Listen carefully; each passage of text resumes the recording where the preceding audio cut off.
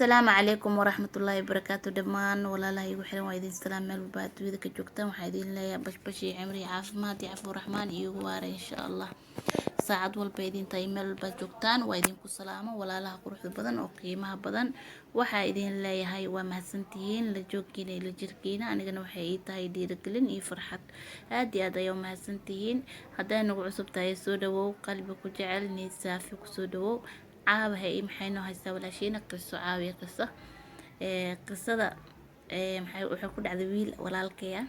oo igula nool meesha ku noolahay marka dhowr jeer oo waxay u dhahay walaashii fiidiyaalkaaga waan daawadaa raasan waxaa soo jirtaa ninaa wax xalay naagaha idinka beri ma tihiin amba wax dambi la'aan ma tihiin camal ay ku dhahay marka waxaan maleynaa qof ila kaftamaayo markaas ku dhahay may walaalkeygiyo qisooyinka aniga si daacada ula hadlaa marka waxa ku dhahay qisooyinka si hadba leegu soo gudbiyo badanaana gabdhooyinka qisooyinka ii soo gudbiyaan wiilasha way ku yartaa raasan qof walba qisii soo gudbiyo macquul ah oo anigana asdaho waa qaba kartaa waan qabtaa hadaa qaba karin waxa qofka ku dhaca ma qaba karo markaas inta wuxuu ku dhahay dhowr jeer horta ko wuxuu ku dhahay asagoo la kaftamaayo gabdhaha le maalin walba u danaanaysaa gabdhaha le janalkaaga gabar le laga soo hadal qaaday markaas ku dhahay dhageyso dhowr kaliya baa ku jiraan oo hataa wiilal oo gabdho xumeeyeen inkastoo gabdhaha markii oo wiilasha oo gabdhaha wax laga sheego luuq hataa kusoo galayaan qaarkooda markaas ugu dhahay markaas adiga maxaa leesh gabar walaasha ma kula dhalanin oo hooyada ama hooyo ma ku dhalno gabadhii wax laga sheegay maxaa u dhibsanaysaa ha ku dhahay waa weydiiyay marka dambe weydiiyay markuu dhowr jeer dhahay markaa weydiiyay wuxuu ku dhahay abaayo qisa ku sheegay raas marka oo anigoo faadiya ku sheegay marka wiilka walaalkay habeen raatay soo wacay oo ii sheegay marka waxa dhahay leesh gabdhaha aad maalin walba ugu xanaaqdaa marka wax oo wiilasha oo wax laga soo sheego markaas ugu dhahay abaayo waxa la socda gabar muddo 4 sano ah wada soconay 4 sano marna waxay baranaysay marna shaqraadisii waxaas aheeday ehelkeeda inkasta ehel iska tabaryirihiin oo anigana Afrika isku noolnaa gabadhii oo aniga nafsi waqtigan xaaladaas inay gabadhina aan jeclahay waxna aan u awoodin markii ilaahay markiisa waxa dhacdo dhahay aniga shaqo helay shaqadii markaa helay alxamdulillah waa ku najaxay gabadhii waxa u bandhigtay markaa sanadka koowaad ayadana waxay dhiganayso dhahay markii jaamacad gashay jaamacad dhiganaysay markaas ita waxa u bandhigto dhahay inaa isguursano waxay ugu tiri jaamacadda aan dhameeyo jaamacadii markay dhameysay oo dhahay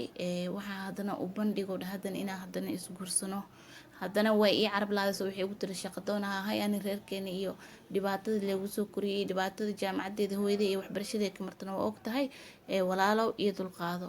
okay dib mala gabadha taa waa caawinaya dhankaadii shaqada intay ka helayso shoppingkeeda waxeeda dhan waa caawinaya waayo waxaan u maleynayaa gabadha aniga ii joogto iyo joogan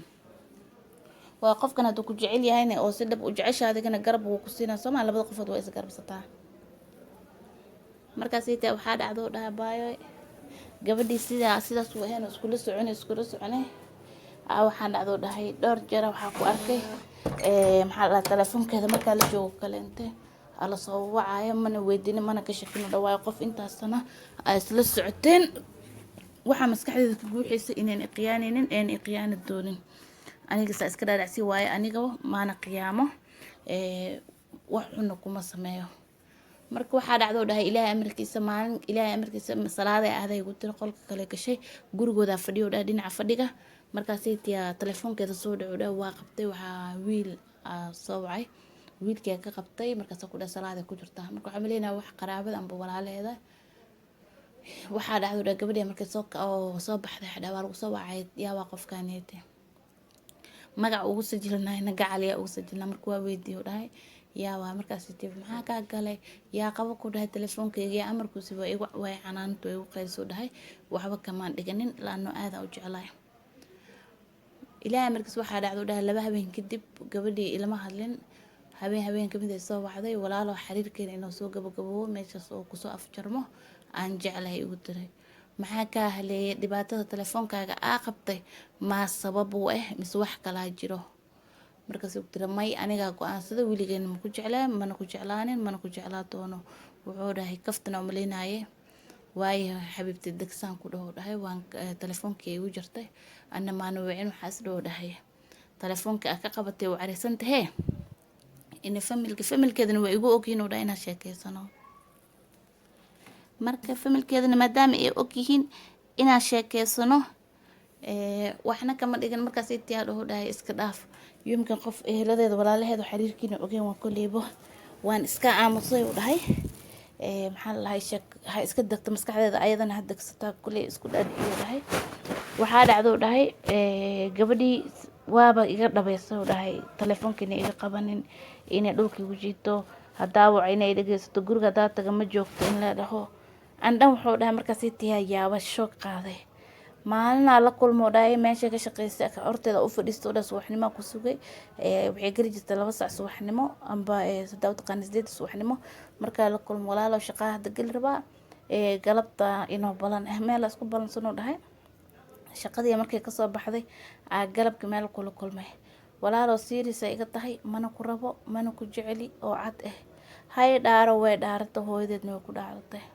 qaraas maanta saqaracan ka qaado dhahay aan nafteeda dhan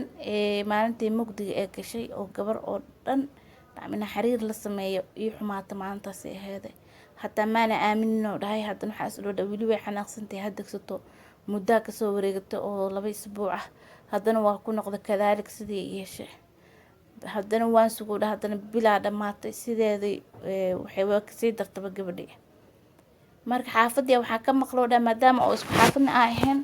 waxa ka maqla gabadhiiba in la soo doonanayo oo la guursanayo oo wixii seriiska 4 sano aniga ku beer dareenay oo nafteeda iyo waqtigeeda iyo jaaniskeyga aasiina iyo xoolaheyga ninka leh xiriir la leeyahay qurbaha jiro marka gabadhii waxa dhacday ninka kala soo doontay sidii ya gabadhii ee lagu guursado dhahay aniga marka waa iska soo baxay wadankan Uganda oo wiilka marka uu jooga waa soo baxo dhahay Uganda imaaday meeshaan iska shaqo bilaabay meeshaan iska shaqeystay marka gabar oo dhan hadaa la sheekayso isdho tii baa soo xasuustaa oo qalbigeyga dhaawacday laana qof aad u jecleeday oo darteeda wax walba u sameynaysay oo wax walba darteeda oo naftiisa dhan u hurinayay haddana sidii ay ku sameysay sax gabar xun way jirtaa ku dhaw walaalo sorry markuu ii sheegay arinta walaa kasto qalbiga xanuune waxa ku dhahay macleesh dib ma lahan wax walba adduun wala arka calafkaagana meena ahaan oo ilaahayna kuuguma talagelin gabadhaas inaa amba calaf la yeelato amba inuu ilaahay wax idin dhaxmar rabbiga idin ma qadarin ayadana waxay diidi karto gacanteeda ku jirana ma jiro qof bini aadan wuxuu diidi kara ma jiro marka waxa ku dhahay walaalkeyga marka qisada dadka ma la wadaagi karaa markaas ugu dhahay nacam waa la wadaagi kartaa maahan inaa wiilasha la soo sheegtay sax wiilasha qaar xun ku jiraan kuligooda ma wada xumo gabdhaha sax way ku jiraan anigana waxaan dhahay gabdho xun way jiraan gabdho fiican way jiraan dadkana isku qalbi ma ahan isku aragtina ma ahan isku naxariisna ma ahan ilaahay qof walba siyo u sameeyay waayo nafta ku jecel aniga waxa dhihi lahaa gabar ay naf ku jecel hadaa heshida ka caririnay naf amaal u raacda adoo ku jecleen ha isku bahdilin waayo gabadha markii la jeclaado iyo markay iyada wax jeceshahay kala duwan waayo markii lagu jeclaado qofka ninka ragga inuu ku jeclaado baa mar walba wanaagsan waayo markuu ku jecel yahay asaga nacam taxgelin iyo qadarin oo buuxdaad ka helays marka aad jeceshahay waa marka dhulku ku jiidi la hadii labadiina is jeceshiin yaaba heli kara waa wax aad iyo aad wanaagsan marka waxay idin lahaa gabdhow meeshii laga jecel yahay ka roorina wiilkan oo kaleente waa wiil walaalkay aad iyo qiir galiye ilaahayna waxa kaaga baryaa asaab jallah mid waxaas dhan ku hilmaamsiiso ku jecel adna aad jeclaa doonto ilaahay inuu calaf kugu daro oo khayr qabto oo bintul xalaal Allah ku keeno marka walaalkay halaasay yani is dhaafsanay waxaan qisadaadana bulshada la wadaagayaa insha Allah sidii oo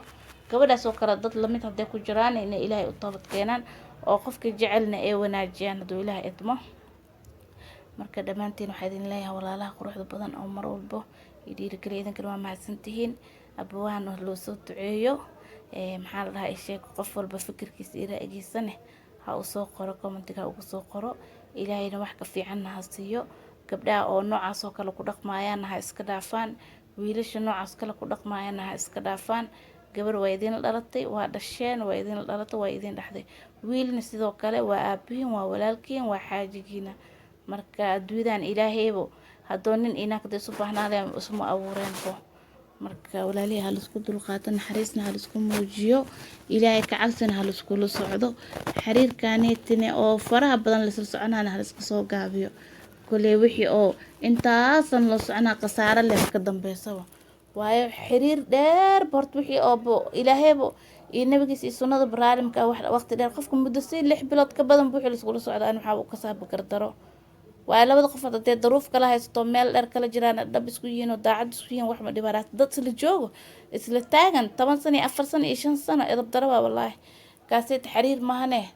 lugooyo waa marka waxa dhilayaa lugooynin qofka hadaa uu aragti inuu mustaqbal uu daacad u yahay gabadhan wax way baran kartaa ayadoo la qabo ninkana soo xaasla wax uu baran karaa أولادان إرساقدان وحي عندنا إلها كفالة قادة وحي لسكو جيدو سوق واشقيسا سوق وحاسميسا سوق وحي لسكو ده والله إضب دراو أركان كاس جعيل ماهن اللقوي وامركا قبري أدنا اللقوين ويلو أدنا قبر داتها اللقوين إسلامات مركا أنت سيدين لا أنت سبسو قبر قوينا والسلام عليكم ورحمة الله وبركاته ولا لي دمانتينا